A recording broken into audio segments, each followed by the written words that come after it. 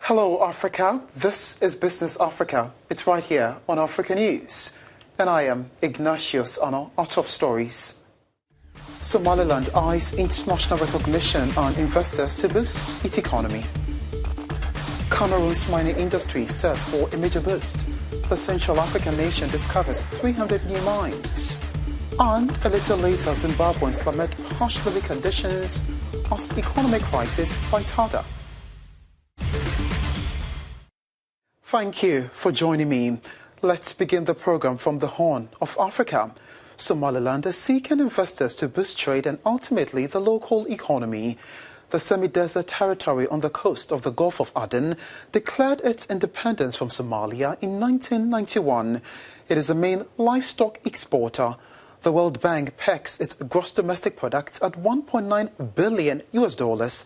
As of 2017, the population of Somaliland stands at 3.5 million.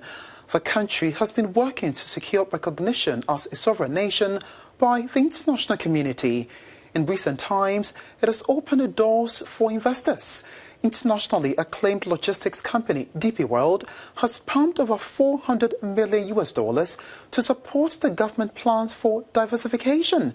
My colleague Ronald Kato spent a few days in Hargeisa in the port of Berbera. It is the commercial capital of Somaliland. He joins me in the studio to discuss DP World's projects and what this means for the local economy. So, Ronald, good to have you back. What has kept investors away from Somaliland? Thank you very much, Ignatius, for having me. Somaliland declared independence from Somalia in 1991. And since then, it's been run like an independent country. But it doesn't have yet the recognition of the international community. So doubts about its political status have kept investors away. International lenders, such as the World Bank and the International Monetary Fund, too, have largely stayed away from Somaliland because of questions surrounding its political status. Governments, too, fear to establish diplomatic ties with Hargeisa because they don't want to upset Mogadishu. But that's changing now, as many are beginning to engage and establishing consulates and trade offices. So that has really stifled Somaliland's potential. Its infrastructure remains poor. There's poverty, and investment in social services too is lacking. So Somaliland wants to change all that by convincing people that it is safe to invest, that foreign capital is safe there. It has a growing population and wants foreign companies to take advantage of its strategic position in the Horn of Africa. All right, so Dr. Saad Ali Shire is Minister of Finance for Somaliland. He tells us about the growing interest of foreign investors in his country. You know, Coca-Cola has a big plant in which they have invested up to $17 million. And I think that gave confidence also to other companies to come in. Then we have some oil companies also doing exploration in the country, which also, of course, are willing to invest in the country despite the political situation. And, then DB World came along as well.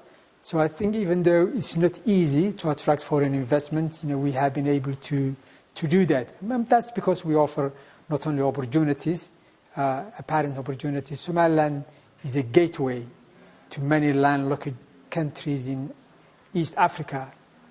If you just take the population of Somaliland, Somalia, and Djibouti, and Ethiopia, and Uganda, and South Sudan, these 6 countries, and the total population is up to 180 million, and growing fast. And that's the Finance Minister for Somaliland, Dr. Saad Ali Shire. So, Ronald, talk to me about how these investments are supposed to impact the lives of the ordinary Somalilander.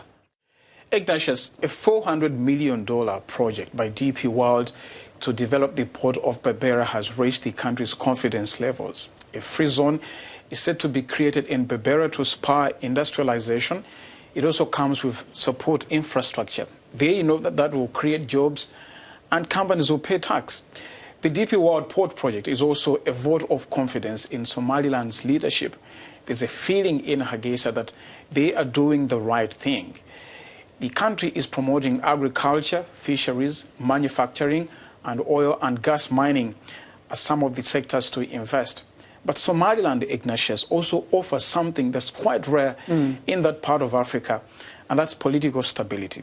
It functions as a democracy and has really escaped the chaos that has engulfed, for example, Somalia since 1991. And here's what the CEO of DP World, Berbera, told me about how an expanded Berbera port rhymes with Somaliland's ambitions. Now the Somaliland government, they also have a plan to, you see, today the country income is also rely on the, as you said, for the export of livestock. They are also expanding to see other source of the country revenue, like fishing, mining, the oil and gas that they are working now. And then Berbera port is built to support this. So when they are ready, the port is ready. It's 17 months, 16 months from now. The port will be moved to another level. Supachai Watanavira Chai is Chief Executive for DP World Berbera.